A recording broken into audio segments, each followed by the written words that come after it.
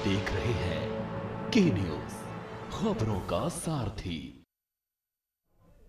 नमस्कार, खबर उत्तराखंड में मेरा आपका स्वागत है। मैं हूं आपके साथ राहुल चौहान। खबरों बढ़ने से पहले एक नजर आज की अहम सुर्खियों पर। उत्तराखंड में लोकायुक्त प्रक्रिया तेज, 5 सदस्यीय सर्च कमेटी का गठन। कांग्रेस ने सरकार पर साधा निशाना, सियासत तेज। एसआईआर में शहरों एरिया पर विशेष फोकस, बीएलओ के साथ तैनात होंगे तकनीकी वॉलंटियर। मतदाताओं के लिए जारी हुआ toll free number 1950। Pakistani Sikh परिवार को हाई कोर्ट से राहत, भारत छोड़ने के आदेश पर लगी अंतरिम रोक। राज्य सरकार को 4 सप्ताह में जवाब दाखिल करने के निर्देश। उत्तराखंड में सरकारी जमीनों की सुरक्षा पर सख्ती, अवैध कब्जों पर चलेगा प्रशासन का डंडा। विकास प्राधिकरणों को अतिक्रमण के खिलाफ जल्द कार्रवाई के आदेश। देहरादून में ऑपरेशन प्रहार में 1400 से अधिक गिरफ्तार, नशा तस्करों और अपराधियों पर बड़ी कार्रवाई। बाहरी लोगों का भी किया गया सत्यापन। कर्णप्रयाग में विवाद के बाद बवाल, धारदार हथियार के हमले में कई घायल। बद्रीनाथ हाईवे पर लोगों ने लगाया जाम, भारी पुलिस बल तैनात। आप देख रहे हैं के न्यूज, खबरों का सारथी। सीधा चलते खबरों के विस्तार में। खबर अंकिता भंडारी हत्याकांड 2022 से ही उत्तराखंड की राजनीति का सबसे संवेदनशील मुद्दा बना हुआ है। हत्याकांड में कथित वीआईपी एंगल को लेकर लगातार सवाल उठते रहे हैं। अभिनेत्री उर्मिला सनावर की ऑडियो क्लिप और उसके बाद पूर्व भाजपा विधायक सुरेश राठौर की गिरफ्तारी ने एक बार फिर इस मामले को सियासी केंद्र में ला दिया है। नए आरोप प्रत्यारोप और दावों के बीच सवाल यही है कि क्या इस गिरफ्तारी से कोई नया सच सामने आएगा या फिर सियासत का दौर यूं ही जारी रहेगा। पूर्व भाजपा विधायक सुरेश राठौर को डालनवाला पुलिस और एसओजी की संयुक्त टीम ने हरिद्वार के बुक्कावाला क्षेत्र से गिरफ्तार कर लिया है।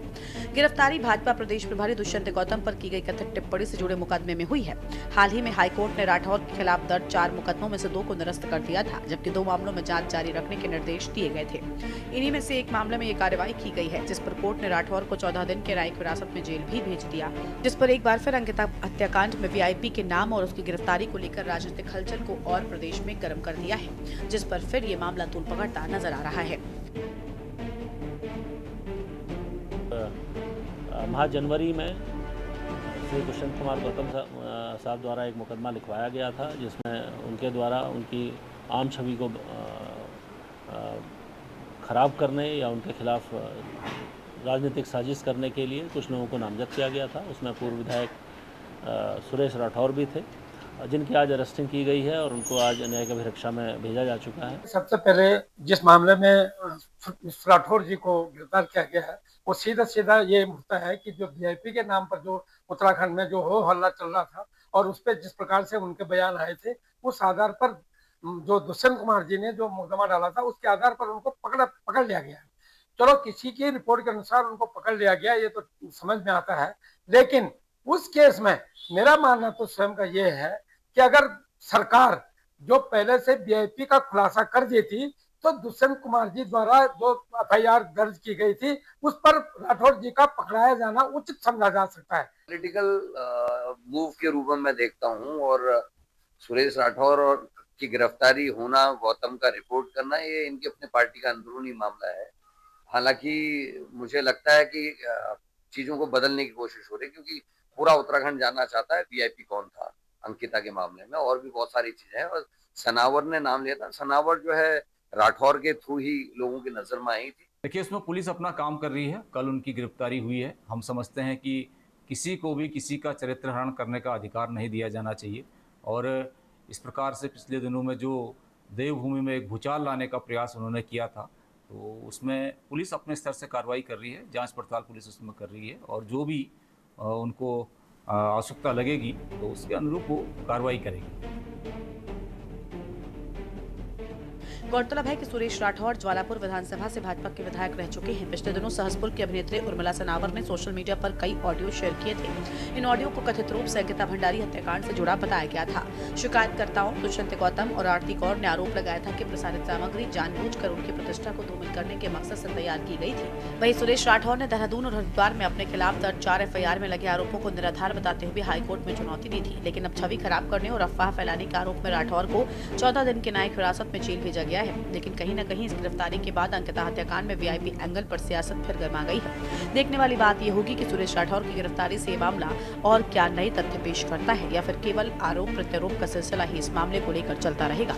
Uttarakhand desk report.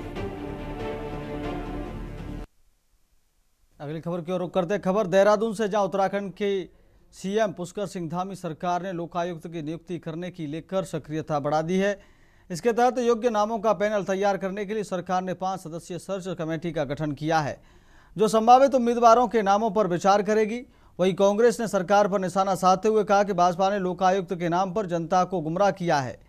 कांग्रेस प्रदेश प्रवक्ता गरिमा दसोनी ने कहा कि भाजपा ने 2017 के चुनावी घोषणा पत्र में सरकार बनने पर लोकायुक्त लाने का वादा किया था, लेकिन इसे लागू करने में वर्षों की देरी हुई।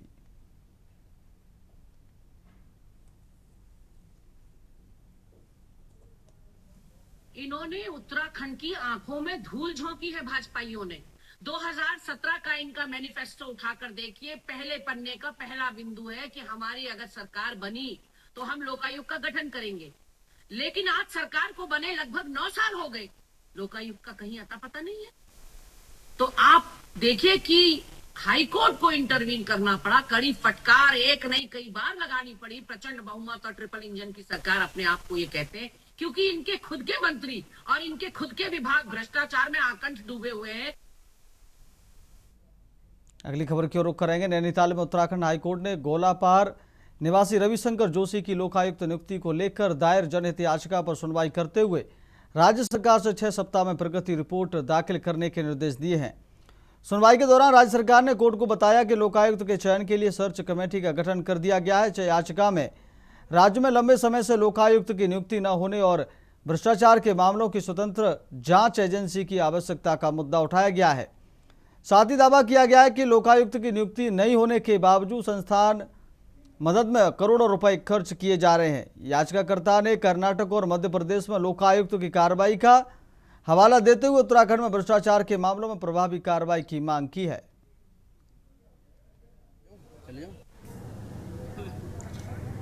ओकेजन पे कोर्ट का ऑर्डर था कि एक सिलेक्शन कमेटी कॉन्स्टिट्यूट करी जाएगी, जो सर्च कमेटी फर्दर बनाने के लिए मेंबर्स चुनेंगी। तो सिलेक्शन कमेटी कॉन्स्टिट्यूट हो गई, तो कुछ मेंबर्स सिलेक्शन कमेटी कॉन्स्टिट्यूट करी और उसके बाद अब सर्च कमेटी बैठेगी जो लोकायुक्त के चेयरपर्सन और मेंबर्स को सिलेक्ट करेगी।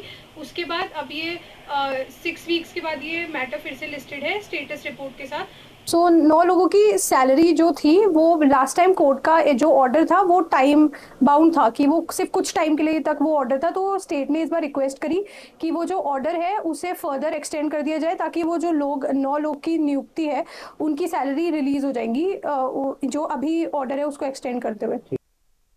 अगली खबर की ओर रुख करते हैं। नैनीताल में उत्तराखंड हाईकोर्ट ने देहरादून के बसंत विहार में रह रहे पाकिस्तानी सिख परिवार को 24 घंटे में देश छोड़ने के नोटिस के खिलाफ दायर याचिका पर सुनवाई करते हुए राज्य सरकार को 4 सप्ताह में जवाब दाखिल करने के निर्देश दिए हैं।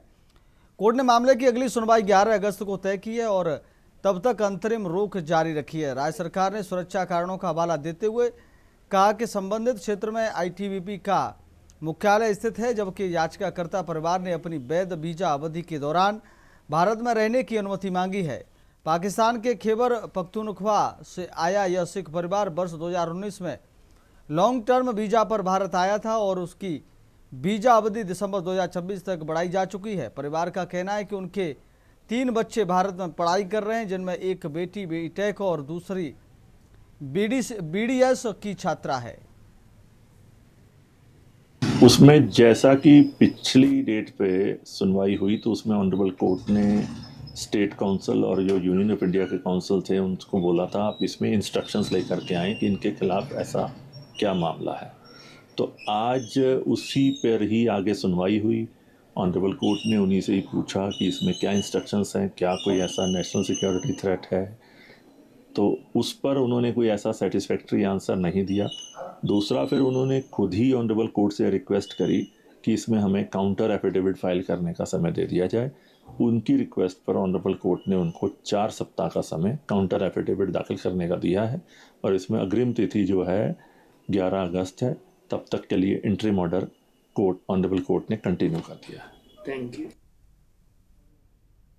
अगली खबर की ओर रुख कर लेते हैं। नैनीताल में उत्तराखंड हाईकोर्ट ने टिहरी बांध परियोजना से जुड़ी शर्तों के कथित उल्लंघन को लेकर दायर जनहित याचिका पर सुनवाई करते हुए राज्य सरकार से 2 सप्ताह में स्थिति स्पष्ट करने को कहा है।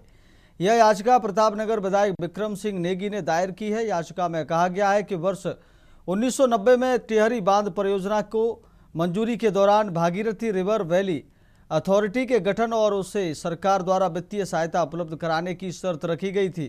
वर्ष 2005 में इस संबंध में विशेष अधिनियम भी पारित किया गया, लेकिन उत्तराखंड गठन के 26 वर्ष बाद भी अथॉरिटी को कोई फंड उपलब्ध नहीं कराया गया, जिससे इसकी कार्यप्रणाली प्रभावित हो रही है।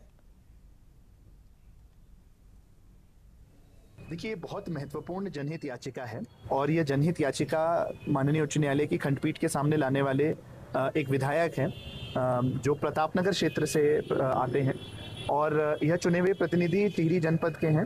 और इन्होंने यह कहा है कि जब टिहरी डैम बना 1990 के दशक में, जब इसकी अनुमति आई भारत सरकार से, तो उस अनुमति में एक प्रावधान था क्लॉज 3.7 जो कहता था कि आप ये डैम तो बना रहे हैं पर इसकी गतिविधियां रुक जाएंगी अगर आपने भागीरथी रिवर वैली अथॉरिटी को नहीं एस्टेब्लिश किया। और ये रिवर वैली अथॉरिटी जो मैनेजमेंट और डेवलपमेंट देखने वाली थी भागीरथी रिवर की, वो देखती कि पानी तो ठीक है, इकोलॉजी तो ठीक है, वहाँ का सारा सब कुछ ठीक से चल रहा है, एनवायरमेंटल सोशल एंगल देखती और इस अथॉरिटी को बनना था। अगली खबर की ओर रुख करते खबर देहरादून से, जहां प्रदेश में जारी एसआईआर प्रक्रिया में नेटवर्क शैडो एरिया वाले जिलों में खास फोकस करने पर जोर दिया गया है। अपर मुख्य निर्वाचन अधिकारी डॉक्टर विजय कुमार जोगदंडे ने बताया कि चिन्हित शैडो एरिया में बीएलओ के साथ तकनीकी वॉलेंटियर तैनात किए जा रहे हैं जो डिजिटाइजेशन में मदद करेंगे। वहीं नेटवर्क की समस्या वाले क्षेत्र में क्लस्टर बनाकर बीएलओ फॉर्म वितरण के बाद डिजिटाइजेशन करेंगे। मतदाताओं की सहायता के लिए पूरे प्रदेश में टोल फ्री नंबर 1950 जारी किया गया है, जिसे डायल कर कोई भी अपेक्षित सूचना या सहयोग प्राप्त कर सकता है। साथ ही ईसीआई नेट पोर्टल पर बुक कॉल विद बीएलओ सुविधा के जरिए भी मतदाता बीएलओ से संपर्क कर सकते हैं। प्रशासन का लक्ष्य सभी मतदाताओं तक पहुंचना और 100% फॉर्म वितरण व डिजिटाइजेशन सुनिश्चित करना है। हमने सभी जनपदों में जहां जहां पर नेटवर्क शैडो एरियाज हमने आइडेंटिफाई कर रखे हैं, उन सभी जनपदों को विशेष रूप से ध्यान देने के निर्देश दिए हैं। वहां पर बीएलओ के साथ में टेक्निकल मैन पावर को एज अ वॉलंटियर लगाया जा रहा है जो उनकी तकनीकी सहायता करेंगे। साथ में जहां पर मतलब नेटवर्क का इश्यूज आ रहे होंगे वहां पर क्लस्टर के रूप में भी आइडेंटिफाई करने के निर्देश दिए गए हैं। वहां पर आकर बीएलओ के द्वारा फॉर्म वितरण के बाद में अपना डिजिटाइजेशन कार्रवाई करने के निर्देश दिए गए। टोल फ्री नंबर भी कोई जारी किया गया जी, जिन मतदाताओं को कोई सूचना प्राप्त करनी हो, कोई सहयोग प्राप्त करना हो, ऐसे मतदाताओं की जानकारी के लिए पूरे प्रदेश भर में 1950 इस टोल फ्री नंबर को सुचारू रखा गया है। साथ में हमारे जो ईसीआई नेट का जो हमारा पोर्टल है उस पर भी मतदाता जो है बुक कॉल विद बीएलओ का इस नंबर पर कॉल कर बीएलओ संपर्क कर सकते हैं। अगली खबर की ओर रुख करते चमोली जिले के कर्णप्रयाग में एक होटल के बाहर हुए विवाद ने बड़ा रूप ले लिया। आरोप है कुछ सिख श्रद्धालुओं और स्थानीय लोगों के बीच कासुनी के बाद धारदार हथियार से हमला हुआ था, जिसमें कई लोग घायल हो गए। घटना के बाद क्षेत्र में तनाव फैल गया और बड़ी संख्या में स्थानीय लोग सड़कों पर उतर आए। आक्रोशित लोगों ने बद्रीनाथ राष्ट्रीय राजमार्ग पर जाम लगाकर आरोपियों के खिलाफ कड़ी कार्रवाई की मांग की। पुलिस और प्रशासनिक अधिकारियों ने मौके पर पहुंचकर घायलों को अस्पताल भेजा है। पुलिस पूरे घटनाक्रम की जांच में जुटी है। वहीं व्यापार मंडल और स्थानीय लोगों ने दोषियों के खिलाफ सख्त कार्रवाई की मांग करते हुए क्षेत्र में सुरक्षा व्यवस्था मजबूत करने की मांग उठाई है। हालात को देखते हुए अतिरिक्त पुलिस बल तैनात किया गया है और प्रशासन लोगों से शांति बनाए रखने की अपील कर रहा है।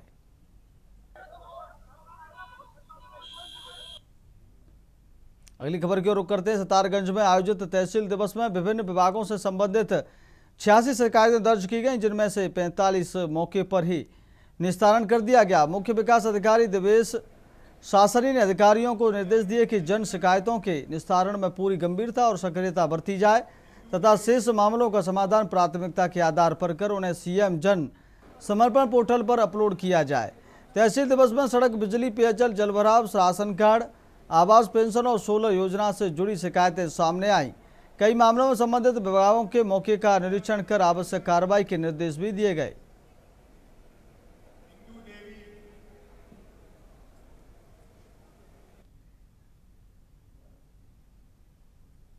अगली खबर की ओर रुख करते हैं। लक्सर में आयोजित प्रेस वार्ता के दौरान भारतीय किसान यूनियन अंबावता के राष्ट्रीय अध्यक्ष प्रवक्ता आर.के. त्यागी ने किसान नेता राकेश टिकैत पर निशाना साधते हुए कहा कि यदि राकेश टिकैत अपने अंदर सुधार करें और सभी किसान संगठनों को साथ लेकर चलें तो बाकी अंबावता किसानों की लड़ाई में उनके साथ खड़ी होने को तैयार है। उन्होंने कहा कि किसानों के हित सर्वोपरि हैं और किसान संगठनों की एकजुटता समय की जरूरत है। आर.के. त्यागी ने आरोप लगाया कि व्यक्तिगत महत्वाकांक्षाओं और संगठनात्मक मतभेदों के कारण किसान आंदोलन कमजोर हुआ है। उन्होंने सरकार से किसानों की समस्याओं का जल्द समाधान करने की मांग करते हुए किसान हितों के लिए संघर्ष जारी रखने का भरोसा भी दिलाया।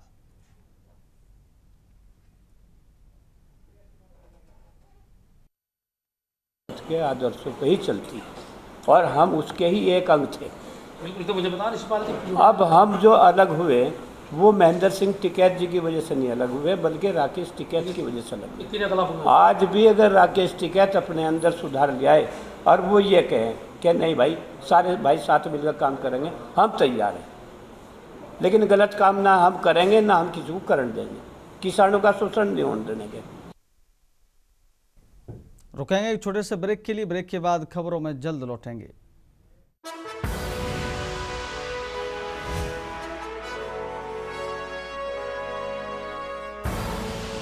आपके का सारथी। ब्रेक के बाद फिर आपका बहुत स्वागत है। सीधे लेकर चलते हैं आपको खबरों में।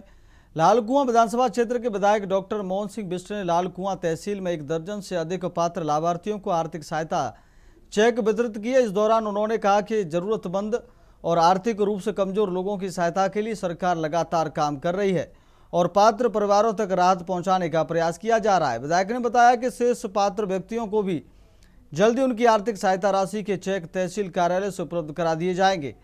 आर्थिक सहायता मिलने पर लाभार्थियों ने मुख्यमंत्री पुष्कर सिंह धामी और विधायक डॉक्टर मोहन सिंह बिष्ट का आभार व्यक्त किया।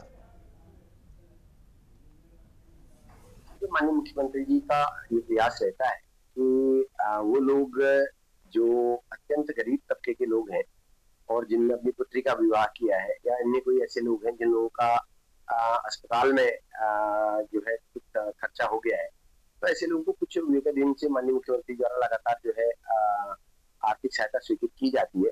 इसी क्रम में आज यहाँ पर भी जो है आर्थिक सहायता के चेक का वितरण किया गया और हम लोग भी ये प्रयास करते हैं कि जो ऐसे गरीब लोग हैं उनको कुछ सहायता सरकार की ओर से हमारी ओर से हो, तो लगातार ये क्रम चलता रहता है। निश्चित रूप से जो इस तरह के हमें हमारे पास लोग आते हैं, हम प्रयास करते हैं कि उनको कुछ न कुछ सहायता जरूर मिले।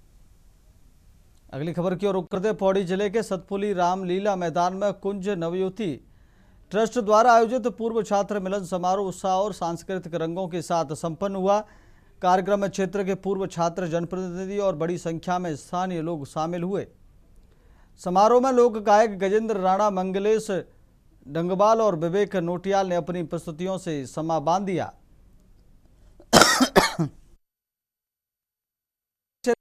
दिशा ध्याड़ी बेटियों को सम्मानित कर उनकी उपलब्धियों और समाज में योगदान को सराहा गया। आयोजक जगदम्बा डंगवाल ने कहा कि बेटियों का सम्मान पूरे क्षेत्र के लिए गर्व का विषय है और इससे समाज में सकारात्मक संदेश जाता है। कार्यक्रम में नगर पंचायत अध्यक्ष जितेंद्र सिंह चौहान समेत कई जनप्रतिनिधि और गणमान्य लोग मौजूद रहे।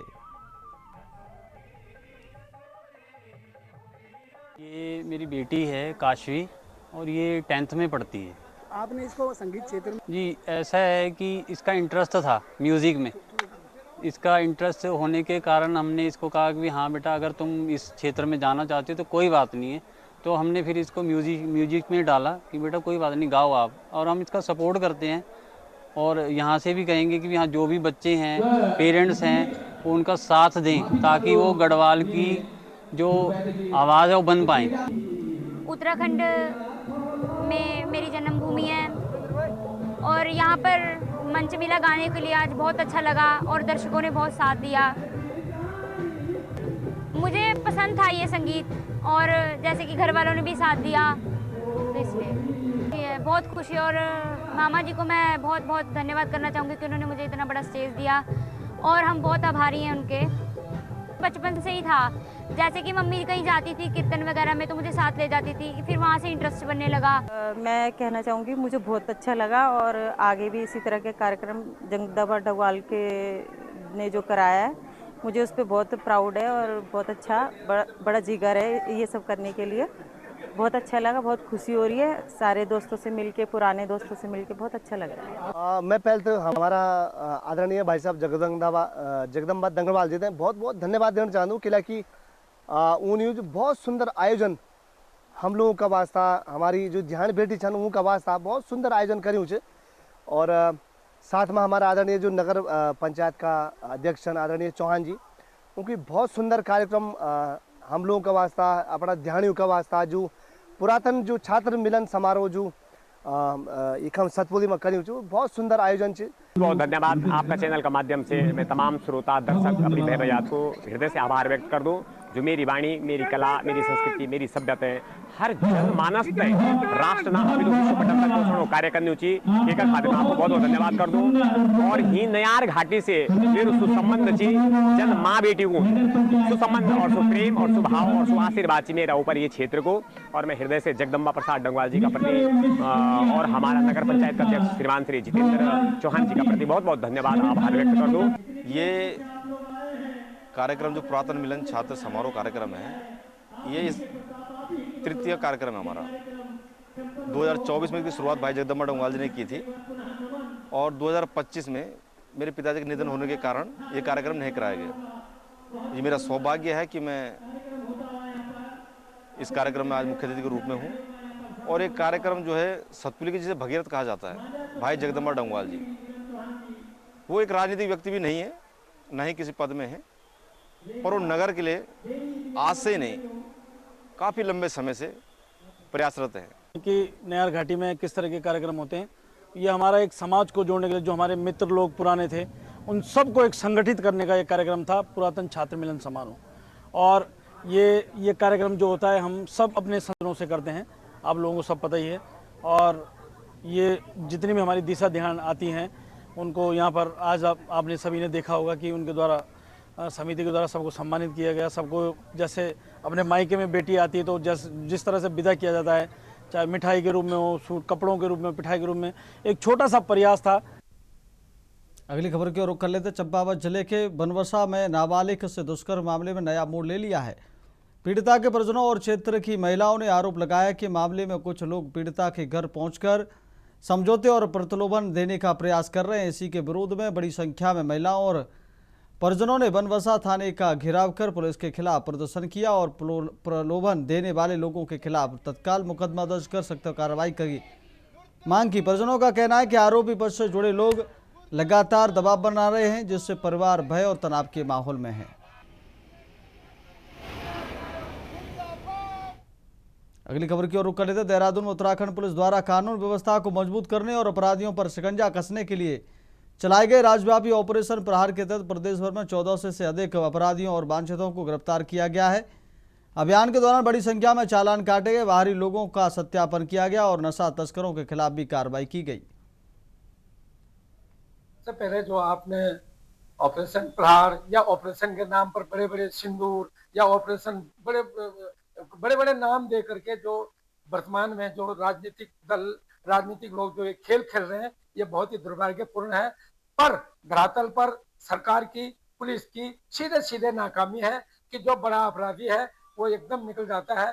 और छोटे अपराधियों को तो ये कहे कि छोटा आदमी अगर साइकिल में भी जा रहा है तो उस पर हेलमेट का चालान हो जाता है, लेकिन बड़े बड़े अपराधियों पर कोई लगाम कसने का कोई साधन या ये समझे कोई रूल कोई उत्तराखंड में नहीं लग रहा है। फिलहाल खबर उत्तराखंड में मेरे साथ इतना ही। देखते रहिए के न्यूज़ इंडिया और हाँ, रात 8